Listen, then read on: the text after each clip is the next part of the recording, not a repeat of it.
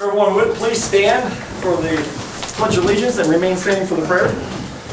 I pledge allegiance to the flag of the United States of America and to the republic for which it stands, one nation, under God, indivisible, with liberty and justice for all. Dear Heavenly Father, thank you so much for this evening. Thank you for your healing hand. Thank you for these individuals that are here tonight. Pray for your watch over them and guidance over them and your wisdom over all of us. And we pray for your help to help us to do what our very currency calls us to do, and that's to trust in you. Help us to do that with complete faith, and so that we may make decisions that would be pleasing to you and learn what it's truly like for each and every one of us to put our neighbors before ourselves. In Jesus' name we pray. Amen. Amen. All right. Jan, if you would, roll call. Brandon Elmore. Present. Lahey. Here. Conklin. Here. Here. Here. All right. Consent agenda. I do have one notion for change. That is on the page 8 accounts page for Dan Ristmiller. The descriptions simply need, or the appropriations simply need switch. On page 8. Yeah, for Dan. City projects is actually for 218 North Columbia Street, and the rock is actually for 502.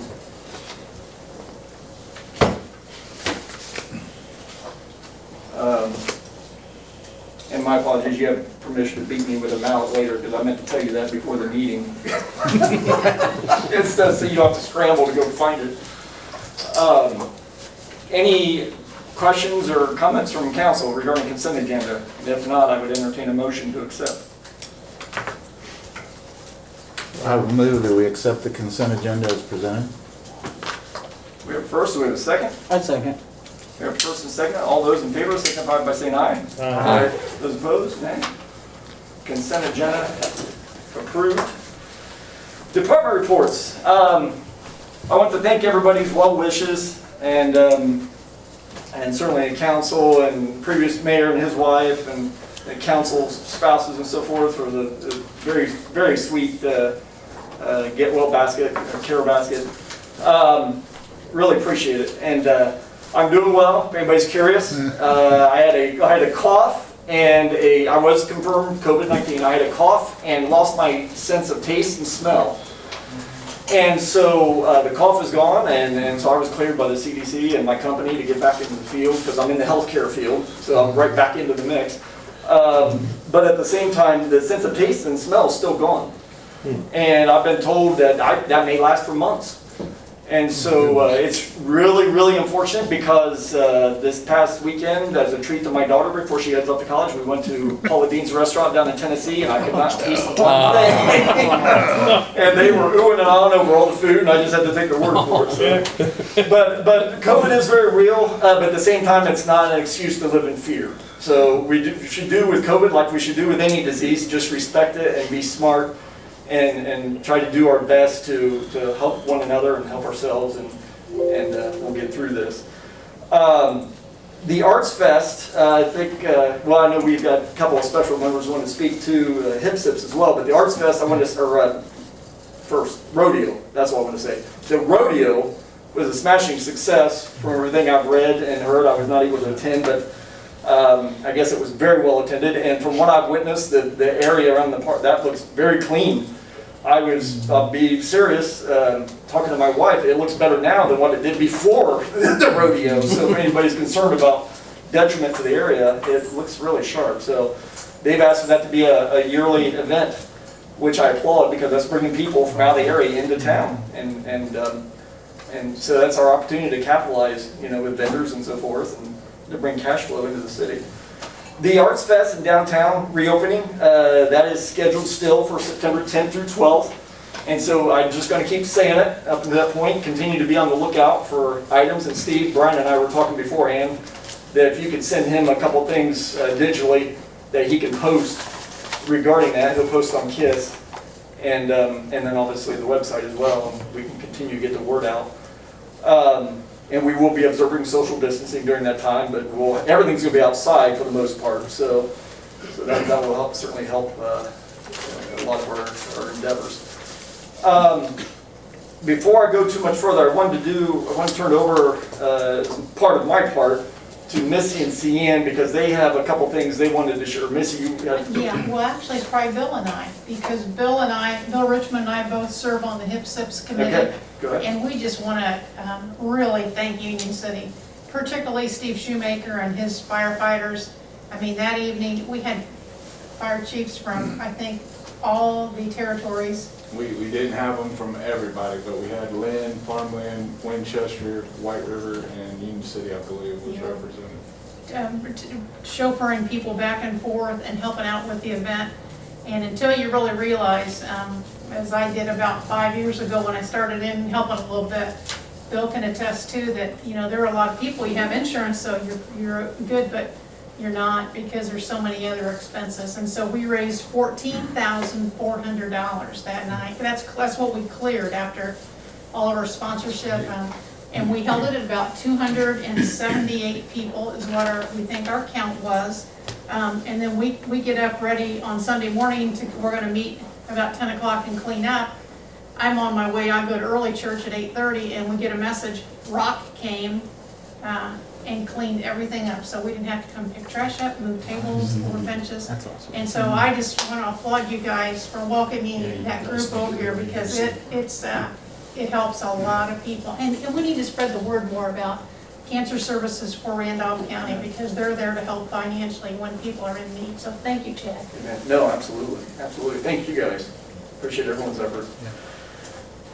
Department heads, I don't think we have anything, correct? Steve, anything that you wanted to cover? Today was pretty much an absolutely know-nothing Board of Works meeting. Nobody really had anything. Okay. Jan?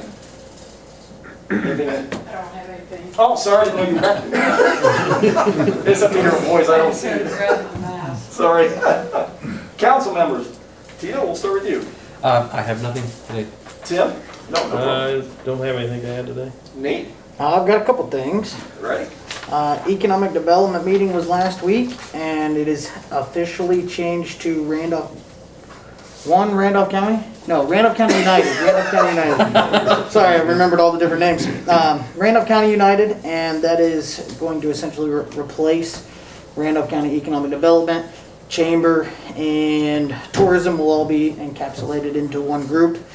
The structure of it all was voted on and approved. I thought there was something interesting that people should know. This makes it tough to breathe. Tourism, as of August 2020, $36,800 in donations have gone out across the county. Union City alone for Heritage Days, HIPSIPS, Union City Preservation, Sound System for Union City Arts Festival, and Rodeo has received $10,500. And I think that's something that a lot of people in Union City don't know about. I didn't know it was that much, so I wanted to relay that. That's exciting. That means essentially that we're doing things that we need to be doing and keep funding events. Yeah, So, amen. other thing was side-by-side ordinance is not ready yet. It should be in the very near future. As of right now, if you have a side-by-side and want to use it in Union City streets, please be sure to get it registered with the state before you can use it in the city streets. That has to be done first no matter what. And we should have an update at the next council meeting when our police department will be ready to start doing some reviews and stickers. So as of right now, if you have a side-by-side, get it approved at the state and then we'll go from there. I think that was all that I had from, Live to Lead is Friday, October 9th. And our speaker actually is going to be at the Mayor Chad Spence. And there's going to be a breakfast and lunch at the cinema in Winchester. If people are interested in potentially going to that, they need to reach out to me. Missy. If you check our economic development right now, stay with Randolph Economic on that page, and then there's another one we'll lead you to. Yeah, it's actually gonna be in the community center, and then we'll move over for the actual telecast in the theater. It's free, and we've got some exciting people coming. Chad's one of those. We have the mayor of Rushville and the mayor of Sullivan, and we're gonna have a panel discussion once the simulcast is over while you eat lunch, so you're gonna be able to. So we're looking forward to that. Thank you, Missy. The last thing I know a lot of people have asked questions about is the Wi-Fi that's potentially going to happen in the Randolph County. It is not potentially, it is happening, and the time frame looks like it's going to be January, February, if I understand correctly. This should be up and running by then, and there's still some details to be worked out, but it is in process. So people really far north and really far south in the county should have some internet access in the very, very near future. So that's all I got. Great points. And real quick too, I don't think the community Christmas was even on that list that you shared from the tourism, correct? Correct. This is just this year. Yeah, so they've already committed to another billboard for us as well. So Randolph County Tourism has been fantastic, because I know they did a billboard off I-70 last year, and they talked about doing two this year. I know according to Scotty, so I know they're doing another one, I-70 for sure. So, that, yeah, Randolph County Tourism has been wonderful, so outstanding. Bob, anything?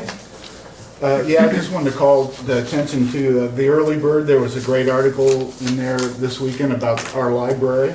Yes. State Line Jewel, they called it, and they have some history behind it, and everything was fantastic. They have a reciprocating, kind of like a library card with the Greenville Library now, so if you have one, can't talk with this thing, if you have one or the other, you can go Dark County and go to Union City, go back and forth. I thought that was great. It is. Wow. There's a nice picture of it in there, and a little bit of history about the Carnegie, you know, and the donations and all that.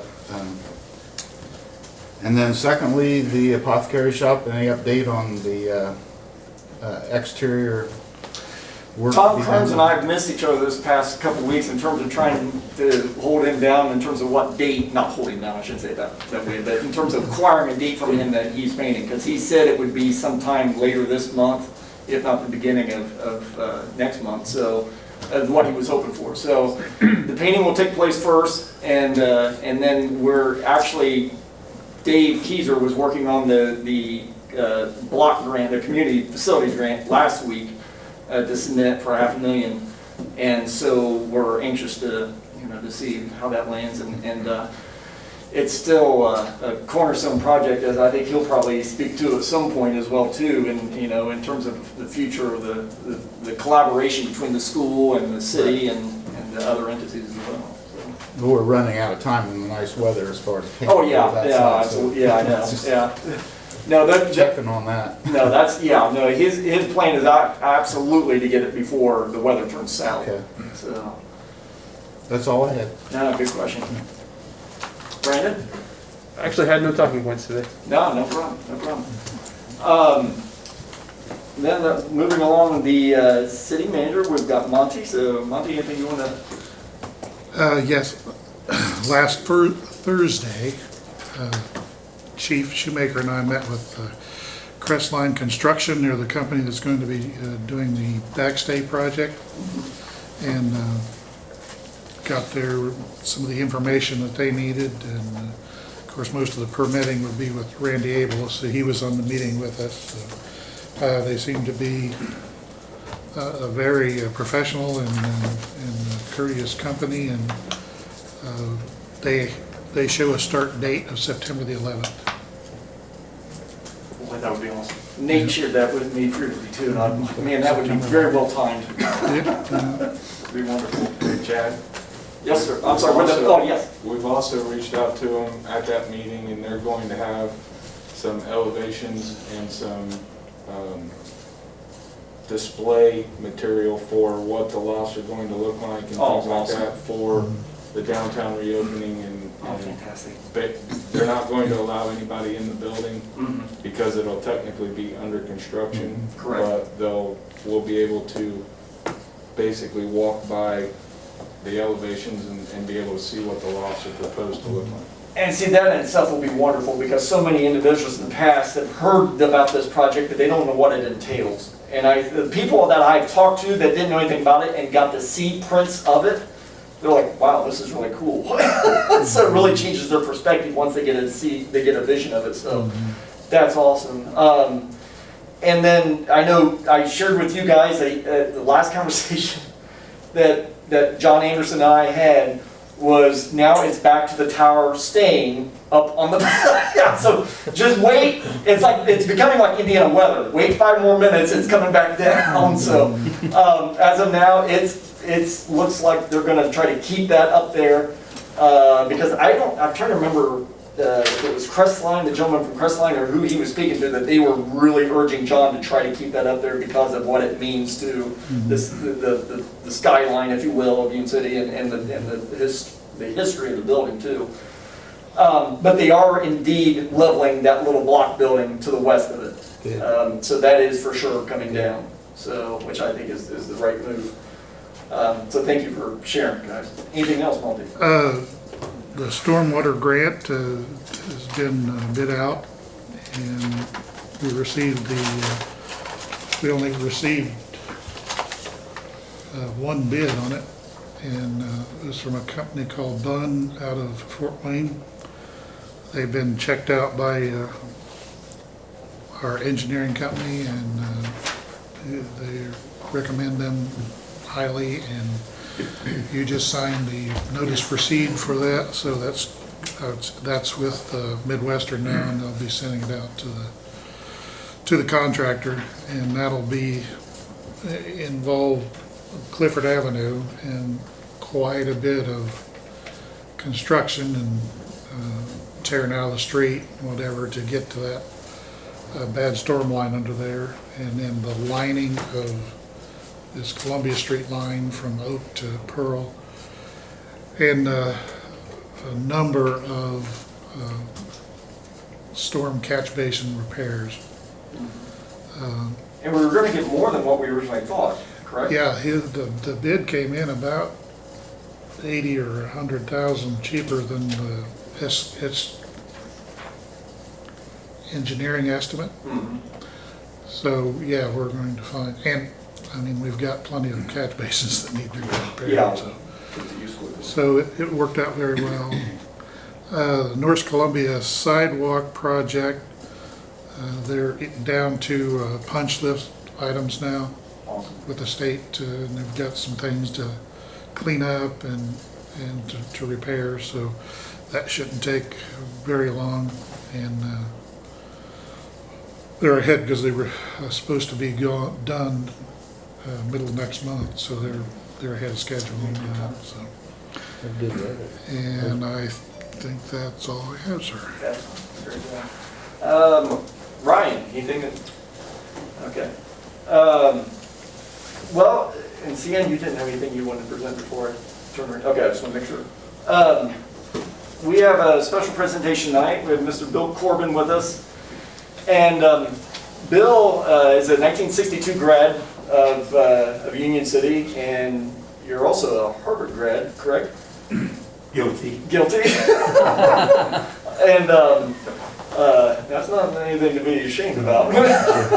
And our conversation started quite some time ago, right? Really at the very beginning of the year, and talked about the website and how to continue to expand upon the previous mayor's vision and what he was doing, and trying to utilize this as a tool for the community. And then COVID happened. And so what it really did, it presented an opportunity for us to fast forward this endeavor, utilizing it as a platform to communicate for COVID, because we put updates on there routinely for the Randolph County, for the city, and also for the state. And in fact, we also had a bilingual, we had gosh, I'm lost for terms. We had a Spanish version, I guess, if you will, of the information we were putting up about COVID, because we wanted everybody to be able to have access. Because we have individuals that maybe can read in Spanish and not English, and vice versa, obviously. So we want to make sure we can appeal to everybody in the community. And so it really became quite a tool for us to address COVID to the best of our ability, at least digitally, as another means of communication. And now, as we go through COVID and navigate through it and start looking at the light at the end of the tunnel, now we want to get serious about utilizing this as an expansion tool for the city and for the county in terms of what we can do for business attraction and also citizen attraction and relocation efforts. So with that being said, if you don't mind, I will turn the reins over to you. Thank you. Can you hear me okay? With Sounds good. my little Harvard quip was, it tends to be true for a Midwestern kid from a small town, that if you go out there, my main comment about it is that about half of it was really good for me, and it took me almost 10 years to get over the other half. So that's what that's about. The way this happened for me personally was in 2012, I joined the Alumni Association board. So came back to begin some service locally. We took the Alumni Association board with some pretty aggressive steps, one of which was to recognize the national alumni instead of thinking locally about it. The association had really been kind of built around the banquet. We actually had a $5 dues requirement to be a member. I would literally have people ask me if, do I need to pay my $5 dues to donate $5,000? I said, no. And so we started thinking bigger about how to do all that. We turned it into a 501c3. The 501c3, of course, could take some money of the Quest type, that kind of thing. That began to happen, and then we realized what we really had done was backed our way into the foundation business, but we really weren't equipped to be a foundation. We were just an alumni association.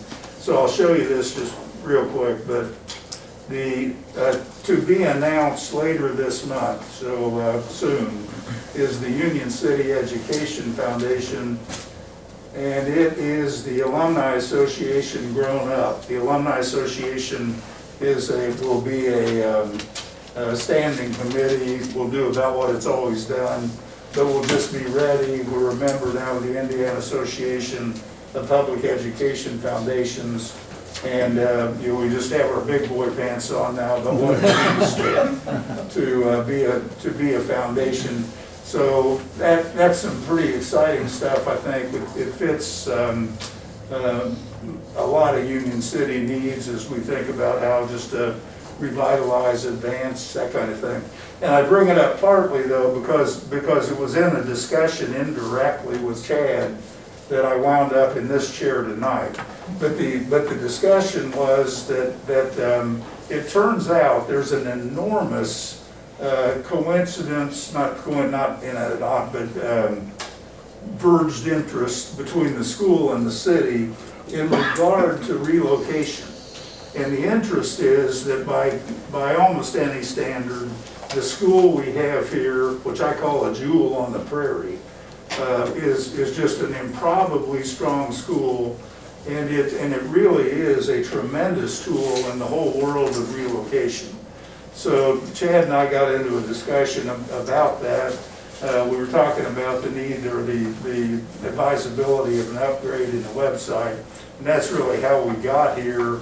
But it puts me at kind of an odd intersection in terms of what I'm working on, because when we're talking about Vision Corner and what it can mean, and Brian and I have already had discussions about what that might mean there, I'm in kind of an interesting position where I could just help to kind of smooth some of that out, thinking about it, thinking details, that kind of thing. So that's the kind of the coincidence part of my being here. Now, where we are on the website, though, and one thing we won't do here is go through just blow by blow everything that's in this. It's up, it's live, it's reviewable at any point. This little diagram I did, though, shows basically what's happening in terms of the just functionality of the site. We started back here, as Chad mentioned, where we did the mayor's blog, which was the updated updates on COVID. We now have converted it into an update or stay in touch activity. We got some really nice commentary, I think, and it was all over Facebook about the steps related to, or the update newsletter that covered the downtown improvements and the rock project. And so that's down at this end. There's a heavy emphasis, as you'll see, on giving citizens and businesses an opportunity to interact with this site. And then here is the heart of it in terms of what we originally started, which is to sell Union City for business location, residential relocation, and in a way to sell our citizens.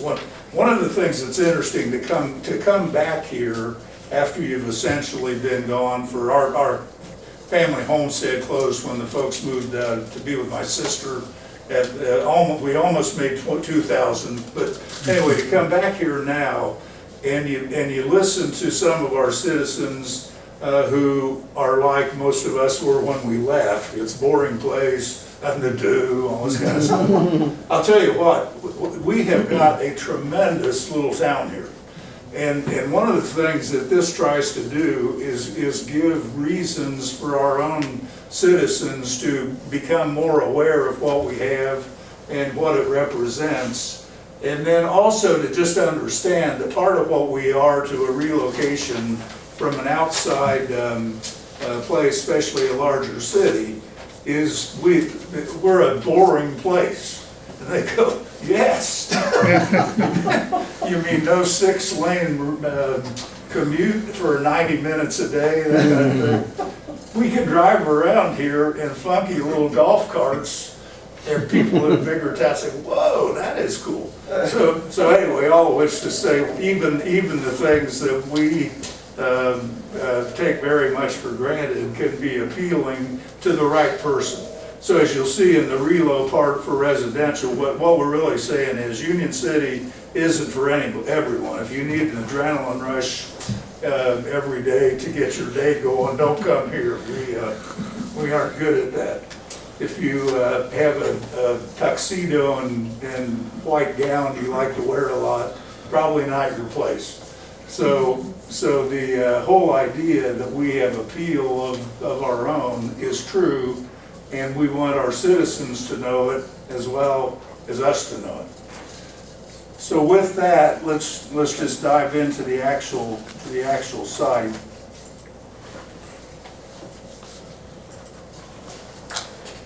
Oh, that other site is UnionCityEducationFoundation.org. Okay, the site is set up so that we want it to be of value to residents and to businesses within the community, of course. If we look at the resident hub, now here again, let's not, unless somebody really wants to see it, we won't plow through all this stuff, but you can just get the idea of it. But we have the mayor's blog now converted to news, issues, and COVID-19 as a top choice. If you do click on that, here's what Chad was talking about, our version in Hispanic. We learned to do that as part of this. But the article count now is probably 50 or so. Here's the one we just talked about the update about the downtown and the rock program. So this is the mayor's blog. It stays intact and runs and runs and runs. Okay, also in the resident hub, we're in various ways. I'll cover this a little more when we get there. But we want citizens to actually be involved in the relocation effort. One example would be we have some kids right now. Just one I heard about recently was the eldest Sawinski kid has gone to Purdue and just knocked the ball out of the park. We're talking serious stuff.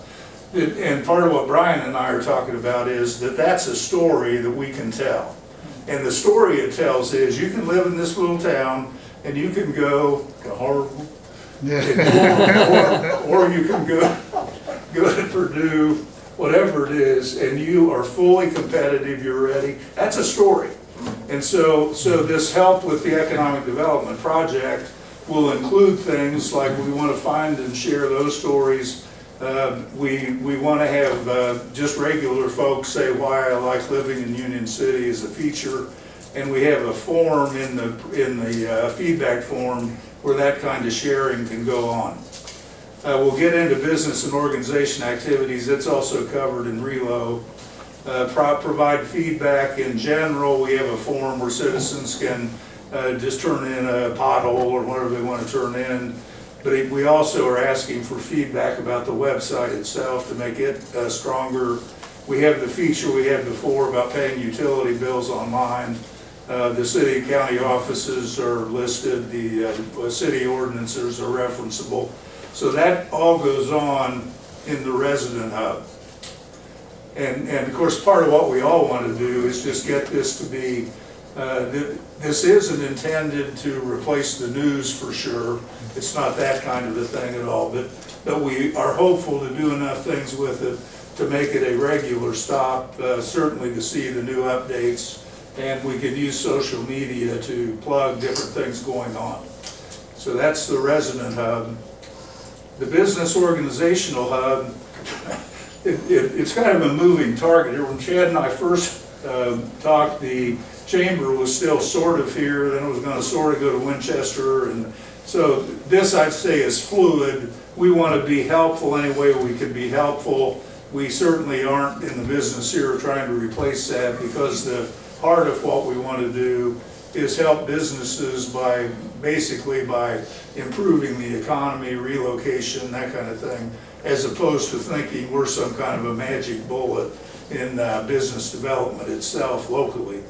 But in any case, we did start, and this I think has been an appreciated thing.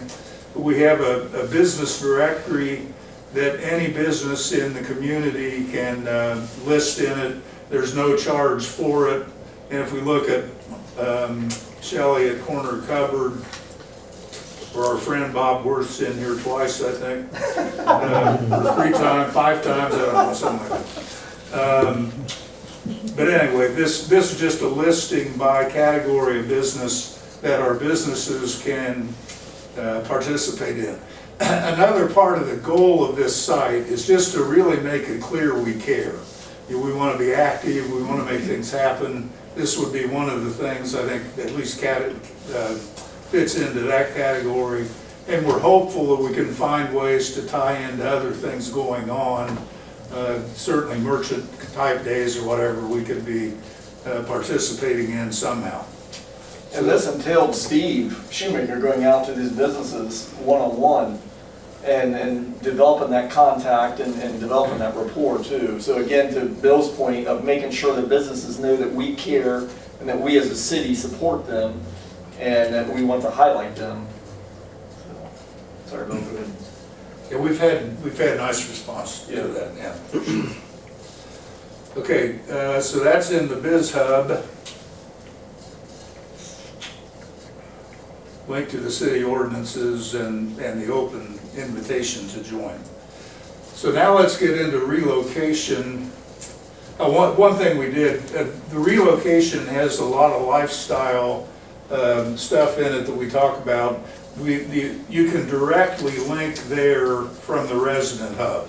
So we didn't think we needed to say twice that we have Randy Players or whatever it is. So there's a direct link to the business and organization activities that is shared with the resident hub and the relocation hub. Okay, so here's the thinking on the relocation hub. You can make a case that lifestyle is as important in a decision to come here as about anything else. So we're in the business of providing an alternative lifestyle for reasons we all wish weren't as true as they are. A small town, relatively quiet and peaceful lifestyle is getting a boost by just the reality that we're in general. So and again, not for everybody, but for a lot of people, the The Wilcoxes are classic. They came from gated facility, and I couldn't believe that one almost.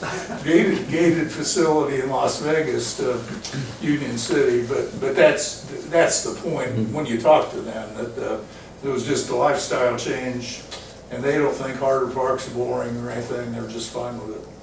So the lifestyle part of this is a big part of it, and in lifestyle, we do a thing that's somewhat unusual maybe, but you'll enjoy reading this. Actually, Brian did some of this and inspired this in the previous site. He had some good stuff. I, lock, stock, and barrel, stole the line about the kids can ride bicycles on the street and feel safe and that kind of thing. It's good stuff. It's really good stuff. So a change in lifestyle worth considering is us just talking to somebody about Union City in Union City language, and it's from the start. It's an alternative, not a competition. If you like these thoughts, you'll love it here. If you don't, go in peace. So it's not a competition, but it's real, and it's a real serious part of our story. I don't need to tell you guys that, I know, but I am still kind of excited about what I'm learning about this whole thing. Okay, then the next part of this is to say we. In fact, Linda Wilcox told me, she says anybody that says you can't, there's not stuff to do here is just not trying. Now sometimes you might want to go out to an interest you got in another town. You might go to Portland for some reason, whatever. But it's not as far from Portland as it is for me to drive to the Indianapolis airport. So the idea we've got a regional community and interest is another strong point.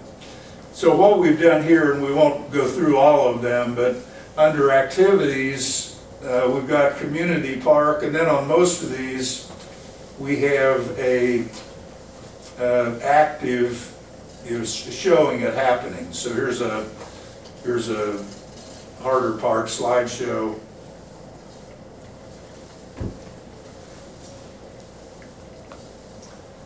And again, if you're in Chicago or somewhere, this is good stuff. This is a real town. This isn't a bunch of schmoes that don't know what they're doing. And then here's one. You talk about know what we're doing, nobody else in the whole wide world knows how to do. Try putting up 4 million lights or whatever it is. I think Steve told me now we're up to 24 million. Oh, jeez. We'd be landing planes if we had that many. Whatever it is, it's a lot of lights. And it's an impressive thing. And again, for somebody looking at this little town, that says something. It says something very special.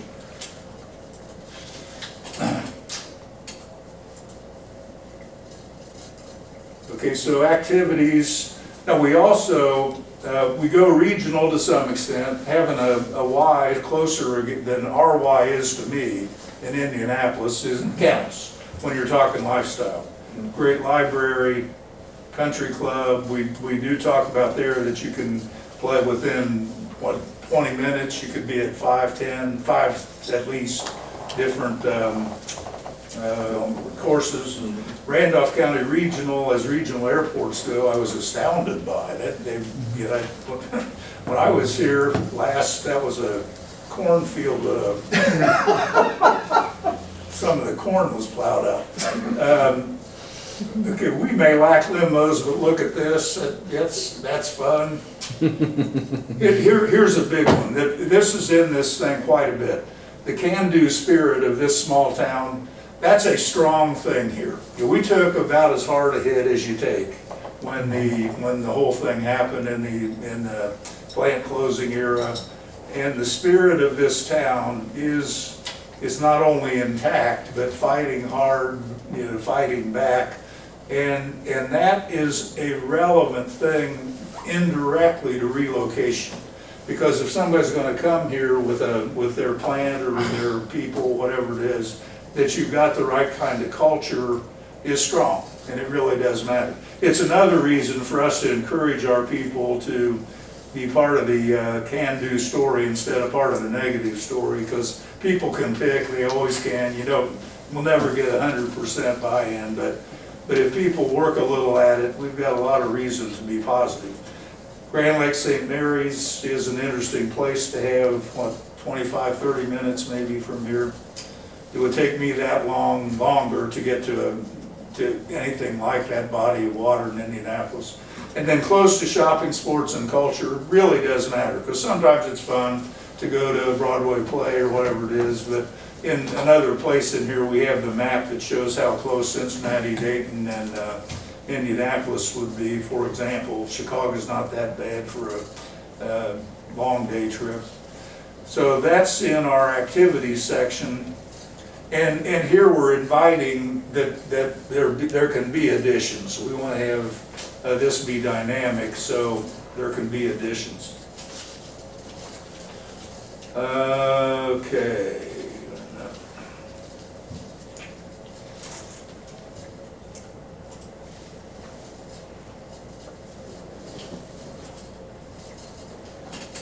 I'm on Lifestyle Hub. There we go. Arts, culture, faith. We've got a complete listing of the churches. Now here's a thing to spread the word that we want to have for our friends in the church or faith community. In the master listing, we decided we couldn't really have a full-blown presentation of everything that a church might have, but we have a hot link to every church that gives us the hot link. So that'd be a place that we can just get the word around that we have that as an available thing. So that's the whole set of churches. And then in the rest of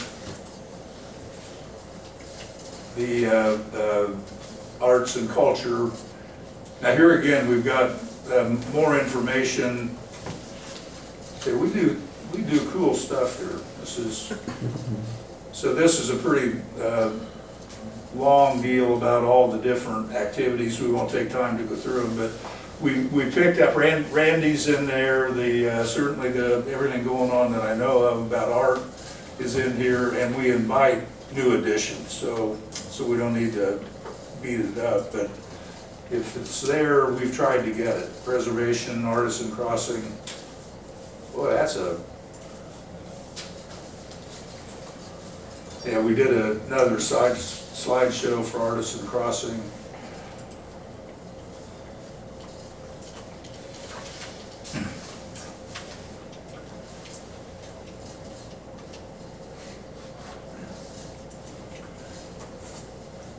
Organizations. I'll tell you what, too, the police and fire story here is great. I mean, it is just great. The idea that we all perish the thought, like and appreciate and respect the police and fire, and that we feel like a family, and they set up water slides for us when the pool's closed. It's pretty cool. And we have room for more of this too, but our organizations like the veterans, etc.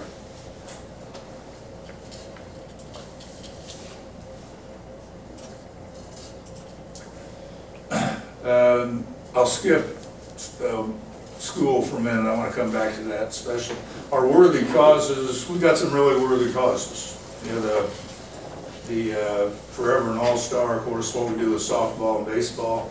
That 6 miles or whatever it is, the Light Foundation is really essentially claimable by us in the community relocation sense.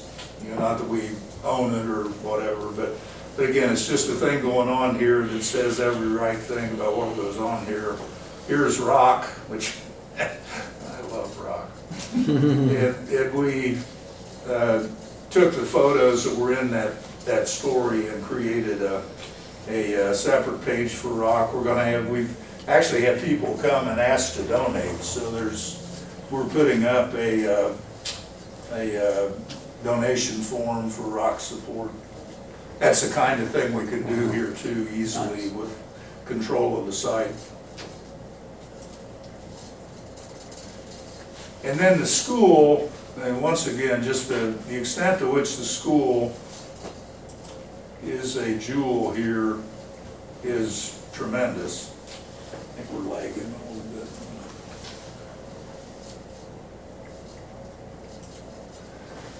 So we didn't build this out too much, now partly because we build out a lot of things related to the Alumni Association and the foundation, so we can link them. But a strong story about the role of our school, plays a role as a community hub. An inherent advantage of small town education is the opportunity for participation, individual attention that can literally get lost in giant schools. Union City combines long-standing, somewhere in here I say that your kid can actually be on the floor instead of in the cheer block.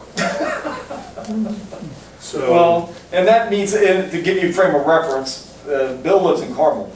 And so if you know anything about Carmel schools, you've got, you know, if there's quite possible, we've got sports in this county, I guarantee that we have some exceptional athletes in that would be very fortunate to make the bench. In some sports in Carmel, that's not to diminish our kids at all and their ability and so forth. It's just that school is, how many, I mean, it's 10,000. 10,000. I mean, it's cool. Remember when Missy Central hung together to keep their sports dynasty? Carmel's done that too and shouldn't have. It's too big. So yeah, so I would not have played on Carmel's. I've been out in one of the intramural leagues or something. Oh, I wouldn't even made the equipment to manage your team. Okay, so again, strong school presentation as part of this, and then the relocation itself for Union City. It again is a strong story. Now, part of the reason it's strong, if we're all honest, is that we have a lot of space. And so we wish that hadn't happened, but it did happen. But when you're talking relocation, I'll just show you quickly what all we're doing here. The relocation, come on, Nellie, work with me. We've got some lag here of some kind, looks like. Okay. Okay, one thing we're saying we've got inquiries all over this thing where people can just indicate an interest. We've got an idea built into it that we're calling take a year to plan. And the idea of take a year to plan is just practical matter. Nobody's going to move in the middle of a coronavirus anyway. But it's an idea where we can solicit interest in looking into Union City. And then we're having one of our benefits just be that the mayor's office receives the first inquiry.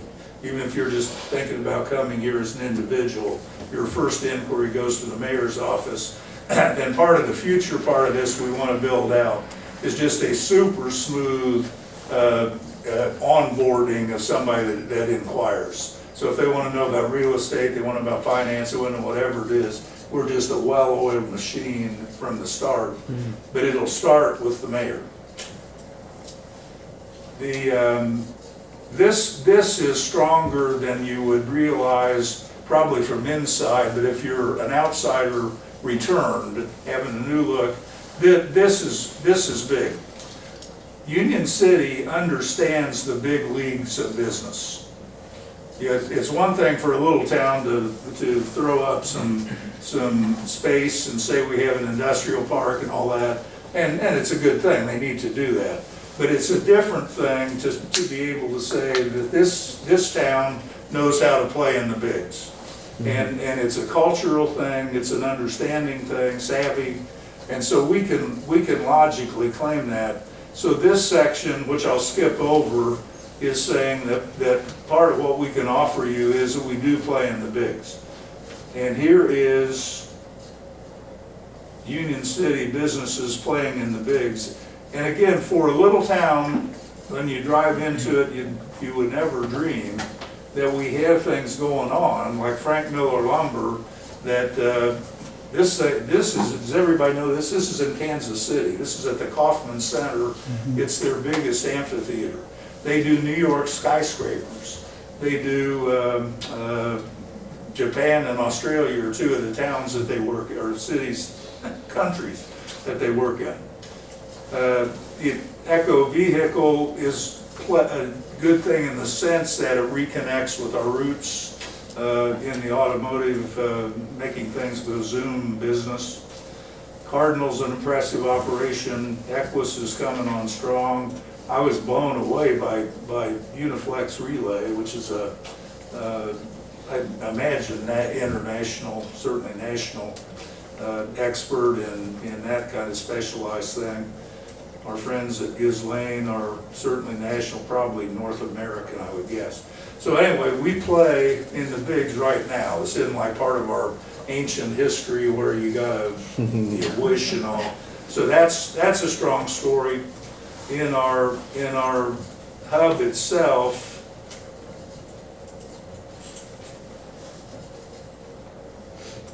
here we don't say much except we understand business incentives and the realities and all that, and when we talk, we'll talk that. So here we didn't think we needed to knock ourselves out, but on the other hand, we want to have that be just a statement that shows appropriate savvy. Here though,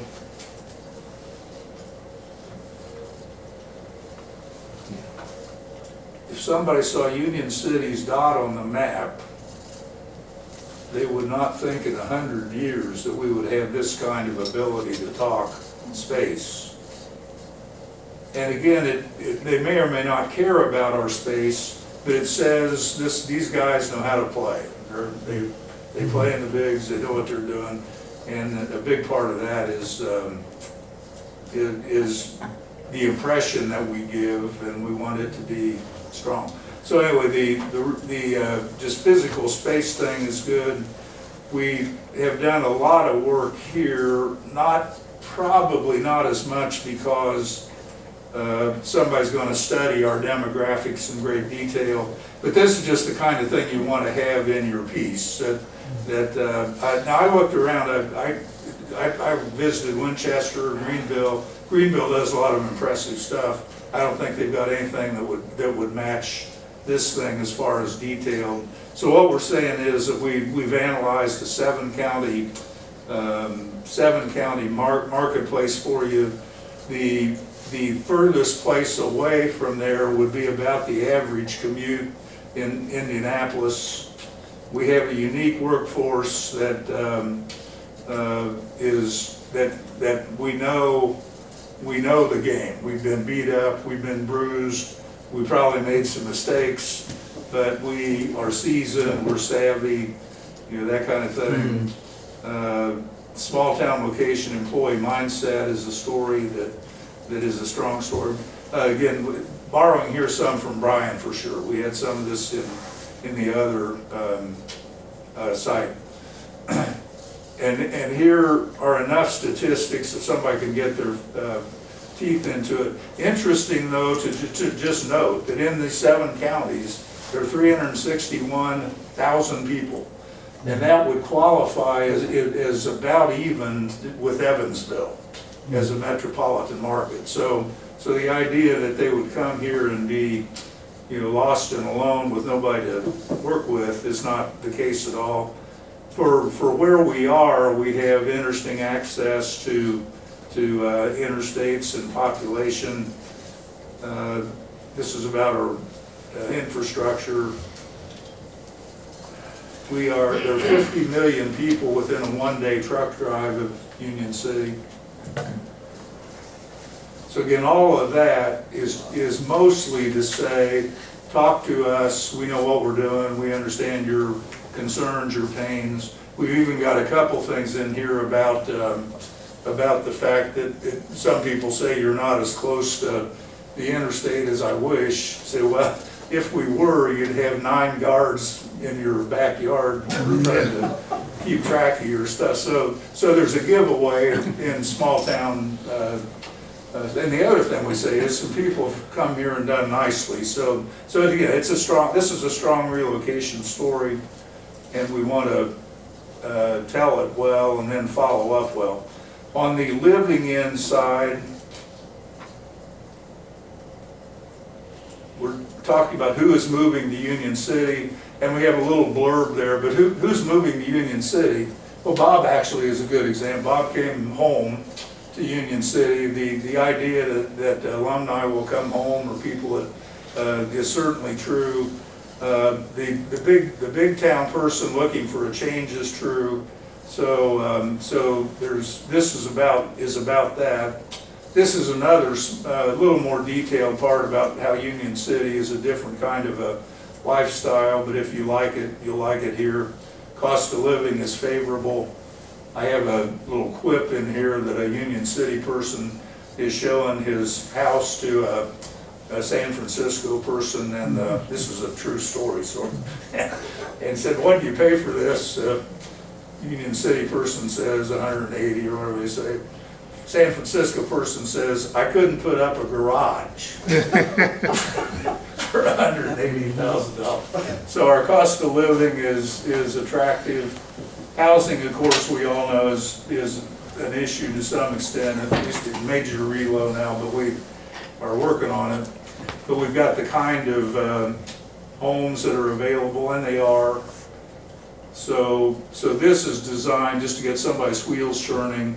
It'd be the kind of thing that they would put on their take a year and plan strategy. So we have both a strong presentation on the residential and business side. Of course, backstay will be a nice addition to that too, as another flair, another, added amenity in terms of living choices. So somebody doesn't prefer a house, but maybe they prefer a studio style apartment. So that, little line, I'm about 10 minutes past what I know. So I should stop here soon. But anyway, that's pretty much it. Available for review. There's forms all over it that ask you for your input and ideas. So it's definitely a work in process. And there are some good ideas we haven't thought of, for sure. I think there's some innovation opportunities in this whole relocation thing that you will try hard to stay on top of and be part of. Then the only other thing to mention real quick, this is just down at the bottom of this form, but the citizen pride and engagement, the can-do thing, is its own part of this. And I think everybody here probably understands that better than I do, because I imagine you feel like you're in the morale building world a lot, and of course we are. So that's a part of it. The idea that we would be uniquely ready when somebody does want to talk, and that we have protocols, forms, everything's ready, is another part of this.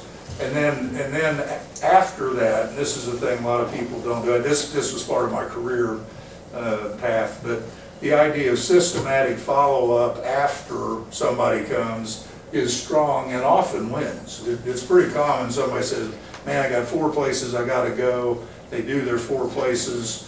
It becomes some kind of a blur in their mind. And if you have a really creative follow-up that stays in touch, and it's the least expensive thing in the whole part of the deal, we can outshine the people there.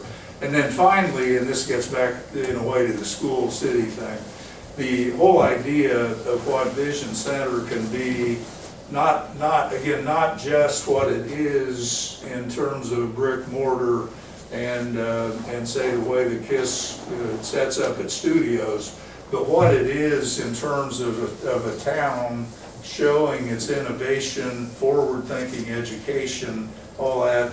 It is powerful.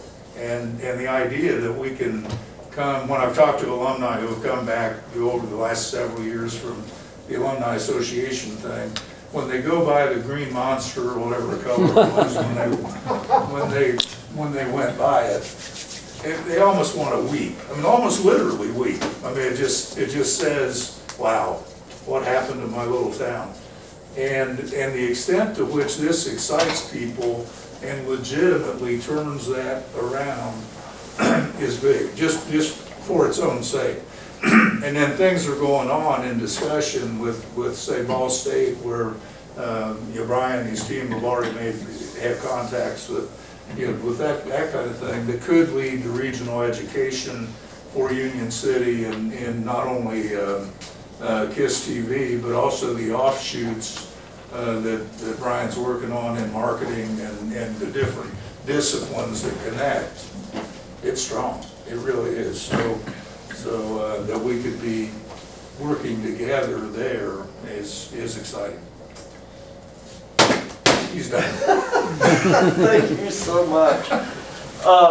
And before we move on, do we have any questions or anything you guys want to ask Bill while he's here? And if not, it's not a problem. We sure appreciate you going through this. And I encourage you guys like crazy to in your own time, meander through this, hunt and click, and share it with people. When people say, I've got this I'd love to talk about, but I really don't want, I'm shy, send them to the website. Send them the website, there's a place on there where they can report. I've received a couple updates on things that needed addressed, and so it was a way for them to do it in a rather discreet manner.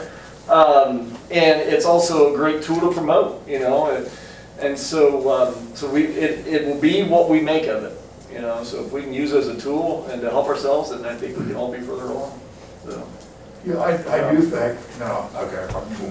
The extent to which we all do social media now is interesting, for sure. But anyway, people share all kinds of stuff, and this would be a good thing to share. But just encouraging people to share this with friends they've got that might possibly be interested or know somebody that's interested. I think really referral is probably the best single way to use this website. And part of the reason we went to a lot of extra effort, it didn't need all this probably, but when somebody gets there, they can, it's a good ride. But again, it says a lot about how much we care about people, and if they come here, we want to have a great place for them, that kind of thing. So I think we can use this as a referral tool by social media. Yeah, absolutely. Very well done.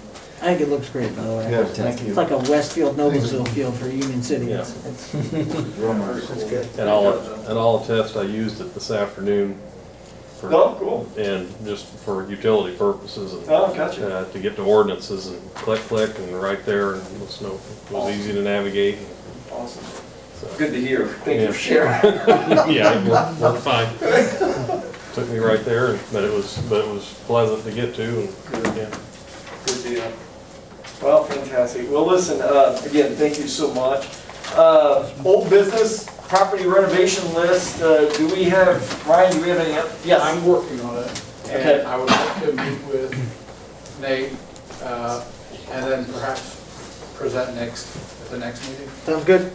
Perfect. We'll plan on that then. And next meeting will be September 14th, so that'd be great. Yep. Ordinance 2020-15, which is the Randolph County zoning ordinance. This is the solar energy systems. And this is on the second reading. Are there any questions or comments on this one? You guys passed this on the first reading. Yes, Tito? When looking at it, it says the page number of 43, and then you get to page 40 of 43, and that's the last one. So I'm wondering if there's a Good observation. 41, 42, page 43. Do we have any We're not missing anything. If you look at, appendixes? you messed up the because I noticed that too. Yeah, the numbering goes from 40 to 43, and then all of a sudden there's like 6 more pages.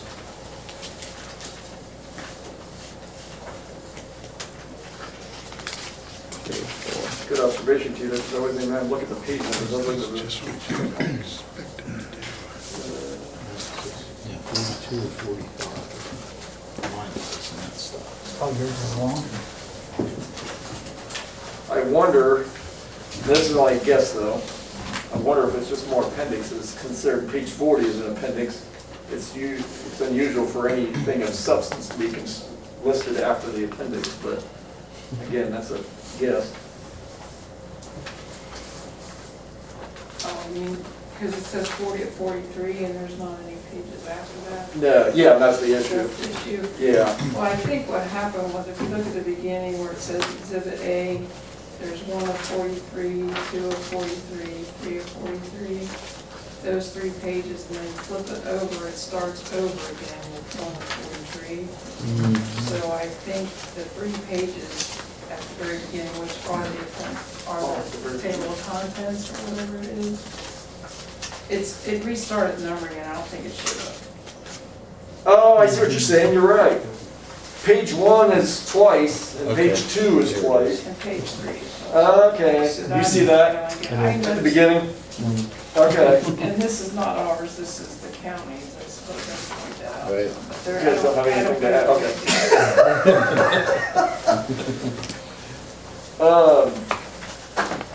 Okay. That'll get cleaned up in convocation. Yeah, I don't think that's. Well, again, the appendix was the last page, so I was like, well, it's very unusual for anything of substance to be listed after an appendix in terms of anything new. Usually it's more reference material to what's already in there. I don't think we're missing Good anything. point, though, good observation. Any other questions? And if not, I would entertain a motion for approval. I will move that we adopt ordinance 2020-15 Randolph County zoning ordinance for the solar energy systems on the second reading. First by Bob, do we have a second? I'll second. We have a second by Tito. Jan, if you would, roll call vote. Brandon Elmore, Yes. Bob Lahey. Yes. Nathan Conklin. Yes. Tim Heiss. Yes. Tito Frias. Yes. All right, now this obviously does not have a ordinance number attached to it yet, but the unsafe building ordinance, what I do want to make sure is I get any thoughts, and this was kindly presented to us by Bob Gentry on our Board of Works, who also, your daughter is with the, is that Wayne County? Yes. Yes. So this is not, we didn't reinvent the wheel here. This is actually something that's utilized by Wayne County. Do you guys have any questions, thoughts, concerns, comments regarding the unsafe? Is it Wayne County or West Lafayette? I had written down. Oh, I'm sorry. It was West Lafayette. I'm sorry? Is it Wayne County or West Lafayette? Wayne County is using this very aggressively. Okay. It's just, all they did is adopt the state. I had written down for some reason. So this actually originated with West Lafayette, and Wayne County's using this, Okay. correct? Do I understand that correctly?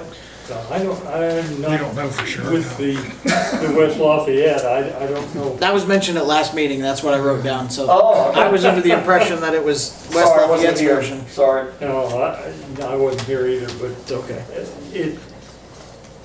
Laura told me about it, the state code, and I read it, and I asked her what they were doing with it. She said they're using it very aggressively, that it works. So I asked her to send them copies. Okay. I don't know anything about West Lafayette. All right, I will scratch that, that is. They may be using it too, I don't know. Misinformation. But do you guys, yes, you do. Just, what is the purpose, like, I mean, will we have my question is, will we have an engineer to test this? Because one of the things on here is, whenever the stress and numbers, I'm looking at on page 2, number A3, whenever the stress in any material, member portion thereof due to all dead and live loads is more than 1 1/2 times the working stress or stresses allowed for new buildings. I mean, that's a pure engineering.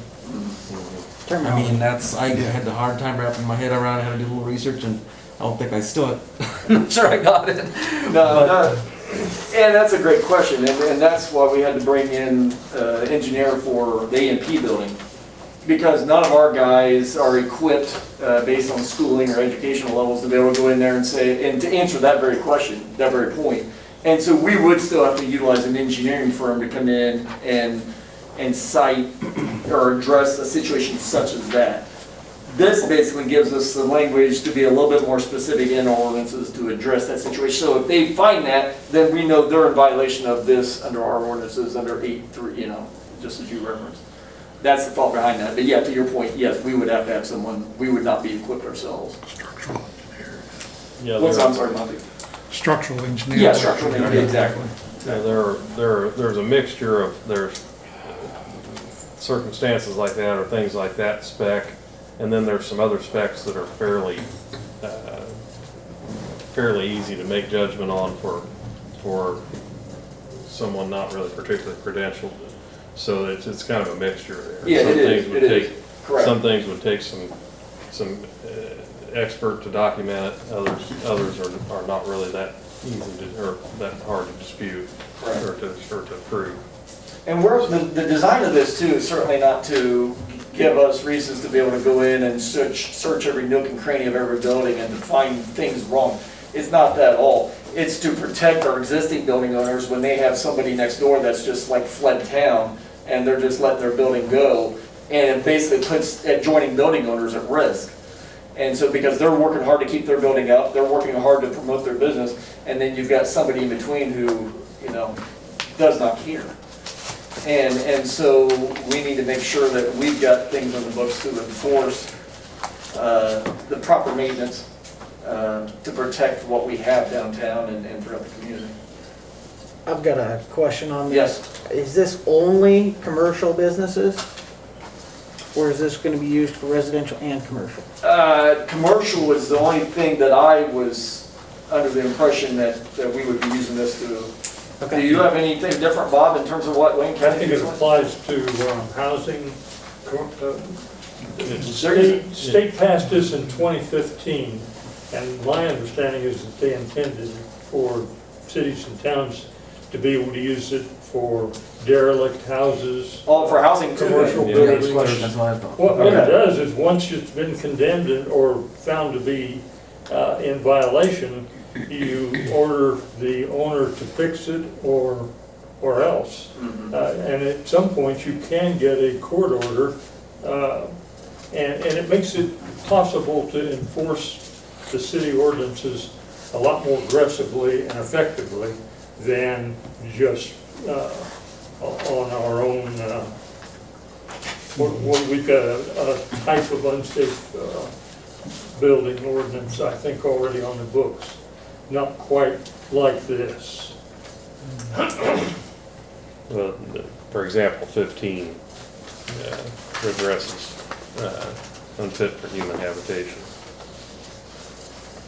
I thought so when I read it, but Yeah. when Chad kept saying downtown buildings, I was like, Yeah, no, I did appreciate I that. misinterpret this? Yeah, no, good call out. 150.06, it says any building or structure. Yeah, they do. It's applicable Pretty to much be used for any type of building. Basically, structure in general. Any building or structure, it says the criteria.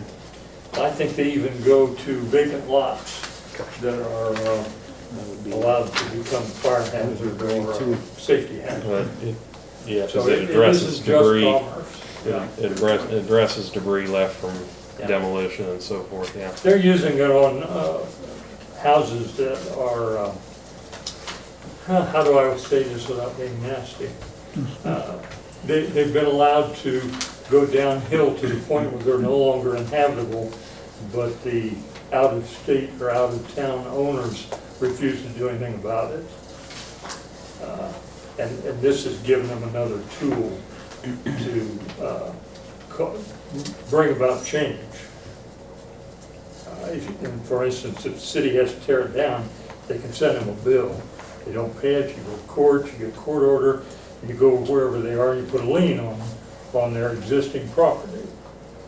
So it's, I think it's a valuable tool. You guys want to have this brought to vote next meeting? You want to have the ordinance number attached to it? And I think it sounds like something we could definitely utilize. Okay. Had issues in the past of getting results because of money, so. Just a question. Yes. Challenge, is this going to complicate our ability to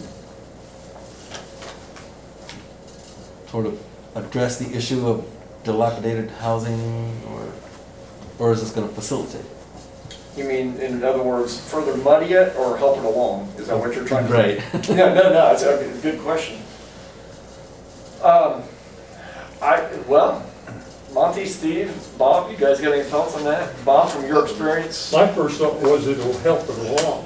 in what way do you think? You got a much bigger, I don't want to say club, but you have a much bigger force. You've got a state law backed up by your city ordinance, and people know that you mean business. And it may very well just say, fine, I don't want to mess with it, here, you take it. And if it can be rehabbed, then it becomes part of this program. If it can't be, then they have to pay for tearing it down. I would say it gives us the teeth that we've been missing, because for us, it would be more cost effective to hire an engineer to come in and evaluate it structurally than it would be to demo it at $15,000 to $25,000, depending on the size of the structure. Yeah. And it allows our people to cite under state code. So when you go into court, we're very limited on what our penalties and whatever is local ordinances. State code's a whole different story. And So it'll align us much better in that regard.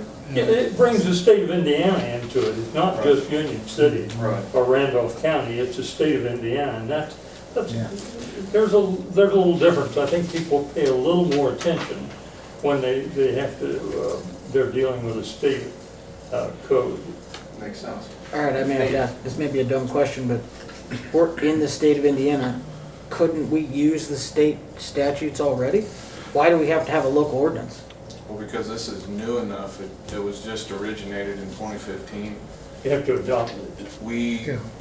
When we take something to court that's an ordinance violation based on our 150s or 151s or whatever, the rental inspections, any of that, when we take it to court, they're only assessing it based on what our local ordinance is identifying. So by you guys moving this forward, adopting the ordinance, or adopting this, then it gives us more capabilities.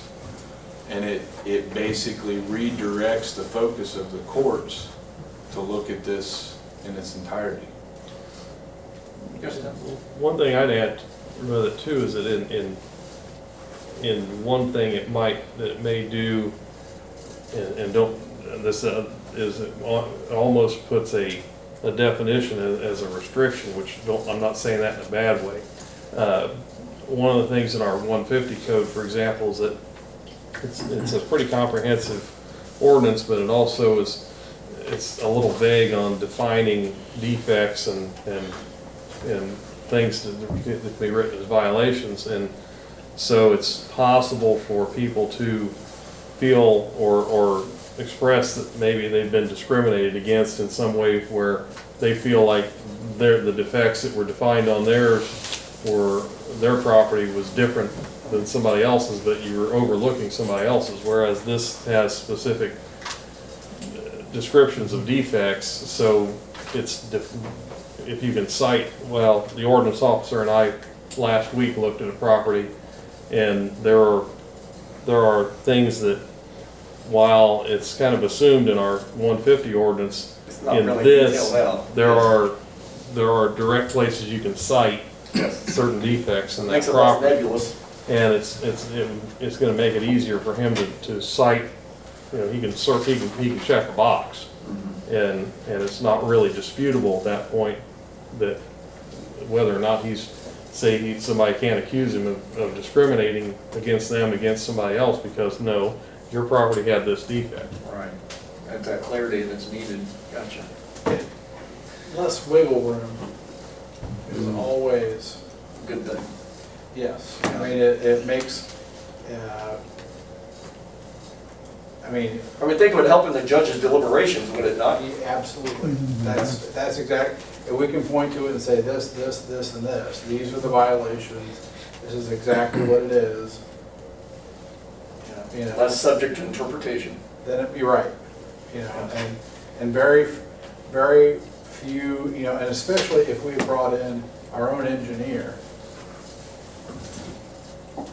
very few of these owners are going to hire an engineer to come in and provide, dueling engineers in court. I saw a movie about that. Thank you. I think it's a great idea. Thank you. Well, then if it's all right, then I will bring, this will be on the agenda to vote on. It will have an ordinance number attached to it for the next meeting, September 14th. Let me make sure, the Child Advocacy of Randolph County request. You guys don't have to fill me, I did watch the Do a meeting, little but I'm half synopsis. groggy.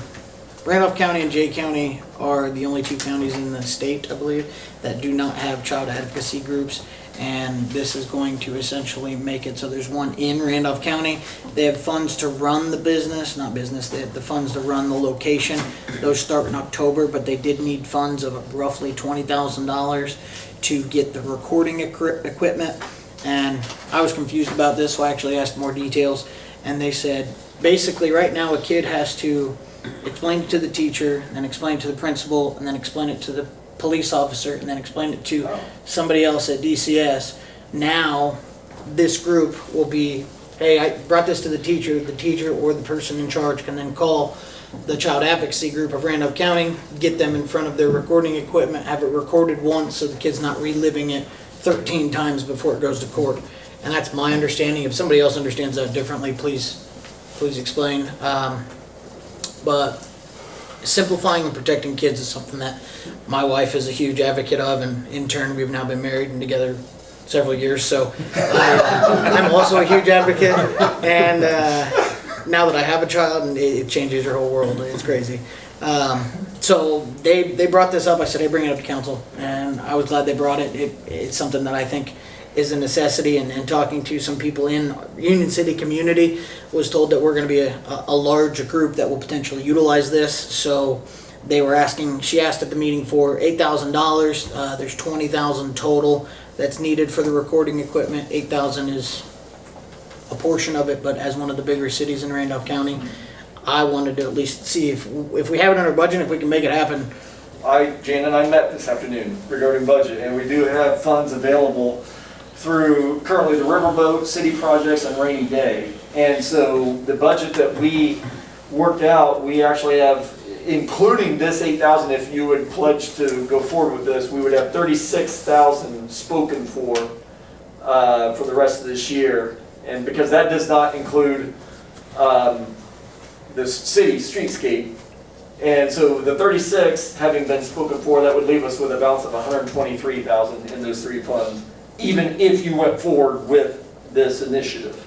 So yeah, to answer your question, long story, short, or long answer to short question, yes. Well, in that case, I move that we address a $8,000 check for the Child Advocacy of Randolph County and get those funds cut immediately so we can get the recording equipment. Hey, can I just throw one more thing in? Yeah, go ahead. Reinforce this. Tim and Kobe were having a conversation, and I'm sure Tim was going to say this, but Kobe is begging for this. Yeah. So our police department needs this process to take effect. Thank you It's for so that. much more efficient, and it's better for the child, and it's a lot cleaner and a quicker process than what they've been having to deal with for the last countless number of years. Yeah, that, as my second, I was gonna add that comment, that the conversation with Kobe is that it's, they are, exactly, that's a good word to use, begging for it. I think it's gonna be a great asset. Thank you both for putting that in there, because yeah, he's on the front line of a lot of these situations, so I appreciate you guys adding that in. Well, we have a first on the floor. Do we have a second? We have first and second. Jan, if you would, roll call vote. Brandon Elmore, Yes. Bob Lahey. Yes. Nathan Conklin. Yes. Tim Heiss. Yes. Peter Frias. Yes. Excellent. New business, 2 items. First one is ordinance 2020-16, which is the codification ordinance, and this is on first reading. Jan or Monte, I didn't know if you wanted to speak to this. It's pretty standard, I know. Yeah, I mean, it just, codification where they take the ordinances that we passed and they fit it into our Union City Code of Ordinance book that you all got, and we update the pages every.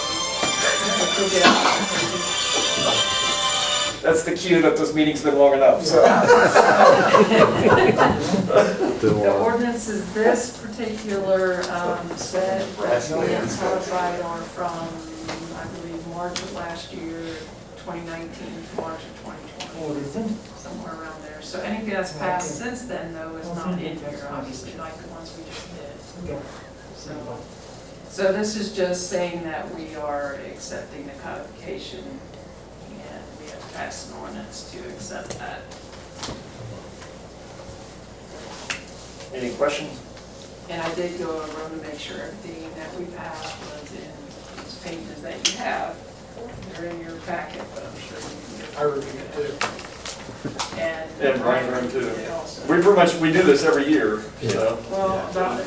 Well, not every, but Sometimes close. a little slower. If there are no questions, I would entertain a motion for acceptance. I'll move that we accept ordinance 2020-16 codification ordinance, first reading. We have a first, do we have a second? Second. Who's that, Tim? Yes. Brandon Elmore, Yes. Bob Lahey, Yes. Nathan Conklin. I believe I'm yes. I'm still trying to get clarification on what was said. I was distracted for a second. Sorry. You okay?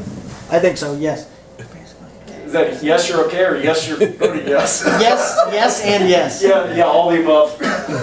Tim? Yes. Peter Frias. Yes. Works for me. Resolution 2020-R-05, which is the Frank Miller tax abatement non-compliance waiver. I am going to refer that to Yes, so- Mr. Frias. So I was contacted by the assessor's office. They told me that, okay, so the council approved the tax abatement on certain personal property for Frank Miller last year, or I think we renewed it maybe. Well, they were late, apparently they were late in getting, they missed the deadline on getting their paperwork filed. So I said, well, what can we do? They said the council can just pass a resolution to not waiving, conforming to, basically we're suspending the rules so they can resubmit their paperwork. So I drafted it up exactly how they wanted me to draft it up, and that's what you have in front of you today. Basically, so they missed the deadline, they can resubmit it. Was there a reason why they missed the deadline? I don't know. I actually didn't talk to Frank Miller, anyone from Frank Miller. I just had a conversation with, it was Corinza at the assessor's office.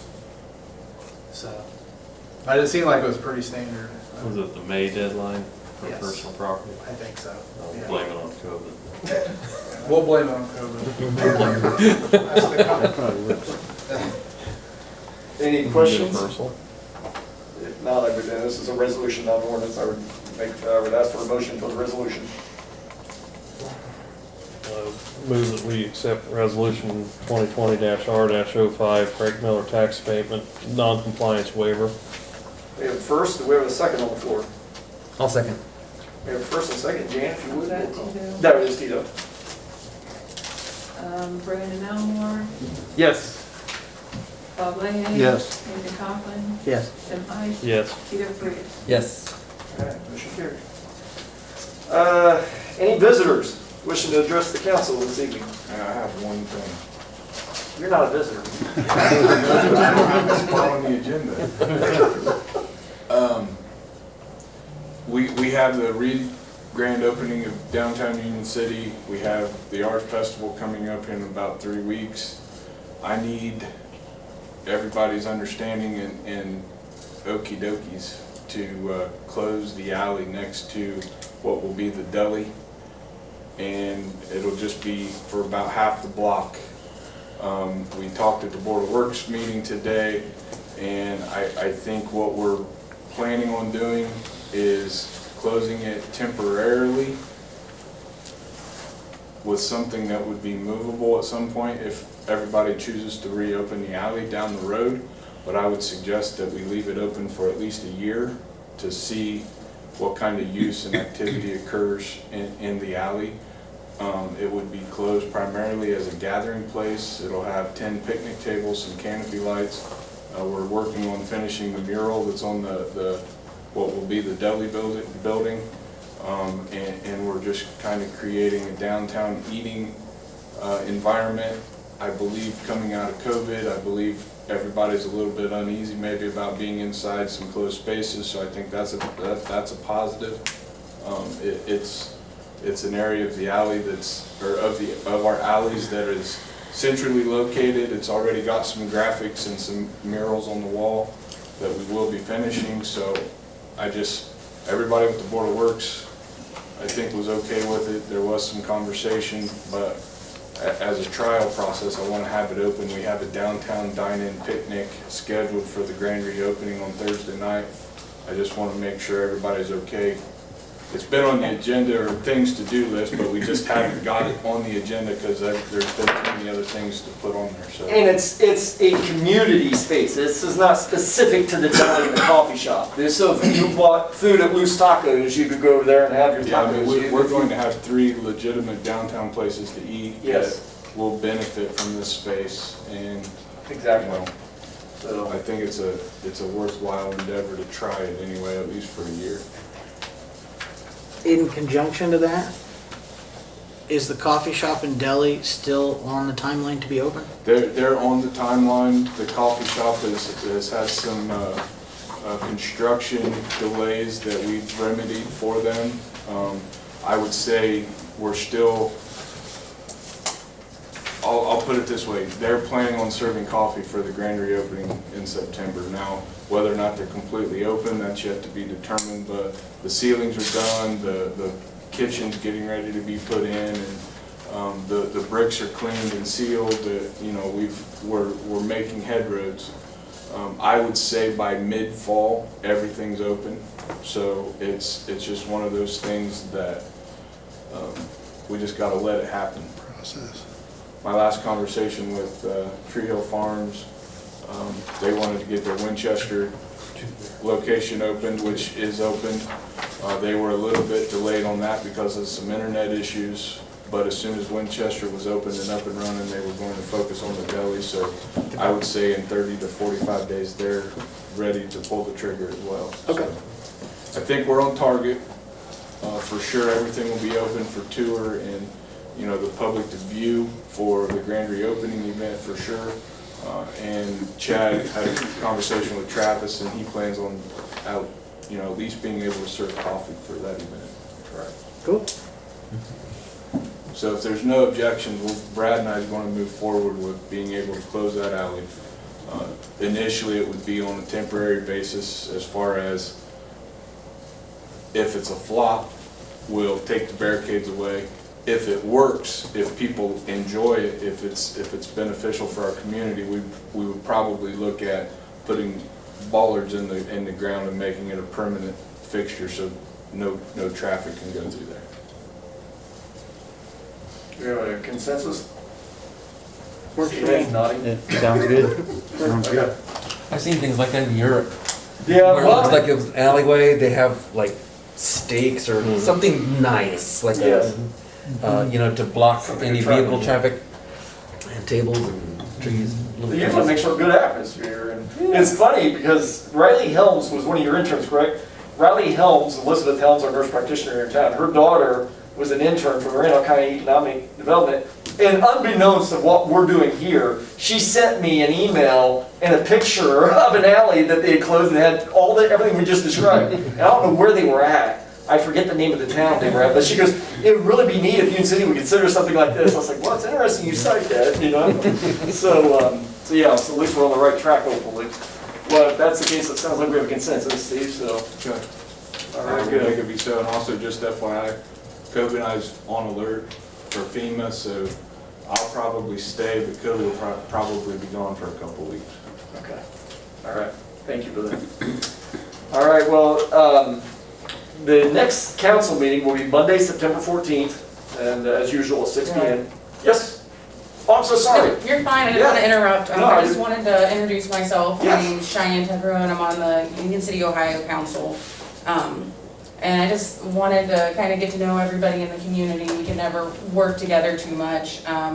So I guess just kind of getting to know everybody and hopefully make some progress towards, you know, our unique little town. No, that's awesome. Great. Very nice. Thanks for coming. Yeah, thank you. I'm happy to meet you guys, like I'm trying to follow, this isn't anything, you know, that we're discussing over on the White side, but yeah, it's definitely, we're pretty privileged to be in a town that has such a rich diversity versus anyone else. You know, I have friends and they just can't believe that we're in 2 different zip codes, 2 different fire departments, police, schools. It just boggles their mind. So, you know, back to where he had that website, I think that it could be, you know, a really cool opportunity to use to kind of explain that aspect of the Indiana meets Ohio. And Yeah. Bill, what do you think? Because we actually talked about that early on. And I think one of the things that came up with us was our thoughts was, you know, we want to make sure we paid respects to the taxpayers on the Indiana side for what we were doing and, you know, and the funds we were putting into redoing, or not redoing, basically adding to the website. But at the same time, that's a story that needs told, the unique geographic location of this community. Because I run into the same thing. I cover 9 counties or so. Everybody I talk to, when they talk about, they're always fascinated by us being on the state line. And the times I've had people come in for business here with the city. In fact, NDOT, you were here. There were people from NDOT, when the new folks from NDOT come in from Greenfield, 3 of them, they ate at Pizza King. 3 of them took pictures of themselves on the state line. They just thought that was the coolest thing. And they took like selfies, you know, eating some restaurant, Ohio's in the background. So we do take that for granted. And it really is a selling point. And so, yeah, I think that's definitely something we can work on. And please extend, and I've got Mayor Pooter's, we've texted back and forth sometimes, and we've wanted to meet, and we will be meeting eventually, because I think there's opportunities for us definitely working together. yeah, there definitely is. And you know, it's something that, just like you said, a selling point and something that should be embraced. It's, Yes. you know, I can remember back when I was a kid, and it was the split time zone too. Yep. And it was like, if you made it to Slow time McDonald's a little late, Yes. because you were getting breakfast. You know, it's just, I definitely, As a last story, thank you so much for being here. You guys are always welcome. Please extend the invite to your colleagues that they're always welcome to come here. If there's ever time they want to meet, like off-site too, and just have powwows and brainstorm ideas, these are a great group of guys. They really are. And their heart is to serve. And so I know, I don't want to speak for them, but I know, from what I know of them, they'd be very forthcoming in meeting with you guys as well. And certainly the same goes for me with Mayor Pooter. But I'll leave you guys with this. I'll never forget as a kid, when we still had the time change, Channel 2 out of Dayton come down, and they wanted to interview someone regarding the time change because it was spring, and so they caught my dad, because we were right across from the Dairy Queen on the edge of town, and he was the first one that, you know, they saw us out. And so he's talking to my dad, and my dad says, yeah, we can want to see a 7 o'clock movie, and if we realize we missed it, we can drive an hour and still catch a 7 o'clock movie. And the guy, the reporter, was like, he had no clue what Dad was talking about. He just couldn't get it, you know. And so, but it was very unique with the time change, obviously, but it's also just another example of how we really are in a neat spot. So we really are blessed. So, well, again, thank you for coming. But yeah, the date of the next council meeting, obviously September 14th. That same day is also marks the date of the next Board of Public Works meeting, which is at 1 p.m.